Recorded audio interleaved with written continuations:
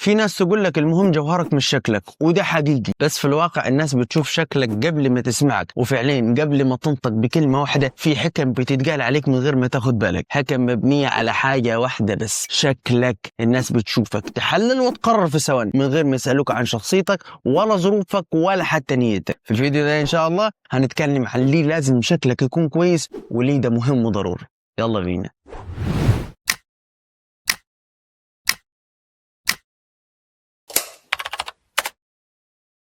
السلام عليكم ورحمة الله وبركاته، أهلا وسهلا بكم في حديث جديد من حديث تنمية. بسم الله، خلينا نخش في الموضوع على طول ونجاوب على السؤال اللي سألناه اللي هو ليه لازم شكلك يكون كويس. واحد، الانطباع الأول بيحدد كل حاجة. لو حد بيشوفك لأول مرة ففعليا هو بيكون فكرة عنك في ثواني من غير ما تتكلم ولا تشرح. الانطباع ده ممكن يفضل متعلق بذهنه لفترة طويلة، ولو حاولت تغيره بعد كده بيكون صعب. يعني لو دخلت مكان شكلك مش كويس الناس ممكن تعتبرك شخص غير مهتم او مش واثق من نفسك، حتى لو كنت عكس كده تماما. ولو شكلك مرتب وبسيط ده ممكن يخلي الناس تحترمك وتديك فرصة وتسمعك. بالمختصر الانطباع الاول زي العنوان، لو ما كانش جذاب محدش هيقرا القصة. اتنين، شكلك الخارجي بيكشف علاقتك بنفسك. الاهتمام بمظهرك مش بس دليل على انك بتقدر الناس، ده دليل على انك بتقدر نفسك وبتحب تشوفها في احسن شكل. الناس بتلاحظ ده، بتشوفك وبتفهم انك انسان عندك وعي بالذات، مهتم، منظم، وبتحترم نفسك قبل ما تطلب احترام غيرك. وده طبعا بينعكس على احترام الاخرين ليك وبيخلي علاقاتك اقوى. والعكس صحيح، لما تكون مهمل في شكلك الناس ممكن تفتكر انك مش مهتم باي حاجه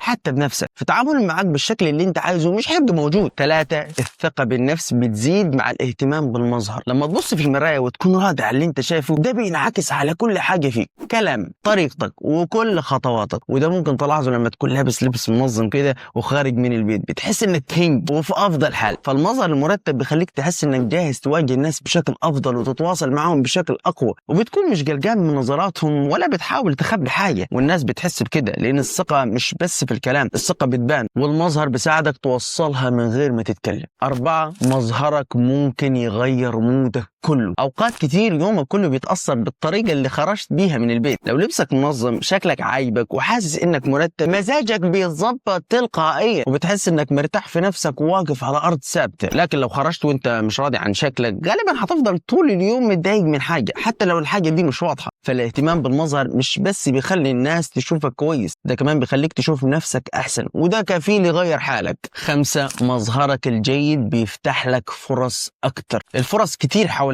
بس مش دايما بتروح لاكفأ حد، اوقات بتروح للي شكله واثق مرتب ومريح للعين. اللي مهتم بشكله بيدي انطباع انه جاهز وجاد وعنده مسؤوليه، وده بيخلي الناس تفكر فيه اول لما تظهر فرصه، سواء شغل او تعامل او حتى ترقيه. بس مش معنى كده ان الشكل اهم من المهارات، لكن مظهرك هو اول حاجه بتلفت الانتباه وممكن يكون السبب انك تتشاف او ما تتشافش اصلا. يا رب على كل اللي قلناه تكون عرفت ان زي ما الجوهر مهم شكلك الخارجي كمان مهم وليه قيمه كبيره. بس اوعى بقى تهتم بمظهرك وتنسى تهتم بجوهرك وعقلك، لان ده الاساس. وبصراحه انا كنت محضر ان اقول لك ازاي تهتم بشكلك، بس اعتقد انه ما فيش داعي لانك اكيد عارف ازاي تنظم شكلك وترتب لبسك وتظهر بطريقه تليق بيك. الاهتمام بالمظهر مش رفاهيه، ده جزء من احترامك لنفسك وبيعكس كتير عنك من غير ما تتكلم. واخيرا المظهر مهم لاي شخص سواء راجل او ست، والاهتمام بالنظافه والشكل مطلوب من الكل، بس طبعا في حدود الادب والاحترام والضوابط الشرعيه، ومن غير مبالغه ومن غير ما نقلد حد تاني، لان اجمل شكل هو اللي بيعبر عنك من غير ما يغيرك. وبس كده،